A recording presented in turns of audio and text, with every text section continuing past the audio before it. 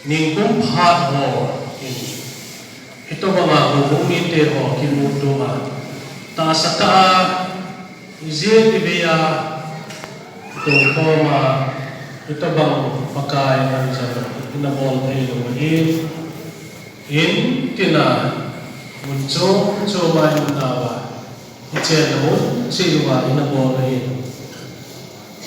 apena din sun ha sai mo tisan te ayan na itsipet ta ayan kangai tu kagiyang lakchin pathinin izi kamako na Israel te ayan kuido dinga ahu hin dinga ahu do ading zala lama saken ni song ni li jan ting le kialcha na thawa sa ni niu atisan sun in bangkok chinwa na lui diu anati ito bang dimsuhin mo matun ni bupat ng kalaagyarin iin chirma maka Yesu Kristan Zakayas hima dunia ni chin sumay huyong na yung tay iin mo chirma pakai ang zon ila po matun apel natin yung tigil mo umay te ahin la pathinin amite apoy na inuwa pathin tuwa imu khat gel do sakit heina ay na imu tim tam ta sa tuwa het do tha gel do tha kit heina pa zo heina ti uhine usan pathin itse pakai an zon ila zon hon na ti hin sol sa polin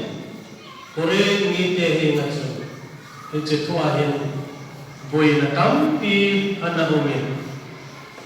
Allah wa Allah tom no ni umin ay lawa hile kimusit na zama umin kibungkhan na zama umin ye jong pakayan zong zong chu ating bangin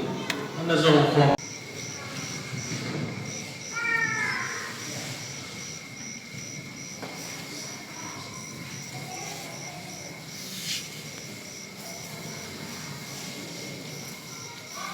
Pagkaya kun kala langho kapi son kuil hi pagkaya Yesu api do zan chun aman cha la lan phathi bu zubin bal balin chehi langho hi la pang kata sa chehi hejing nadi bin mo nati ito bang ma chun Zangan ne zuin kon chula icha kon he katisana kita mata hi na do chanwa ki ma ni ngel do zin di bin mo di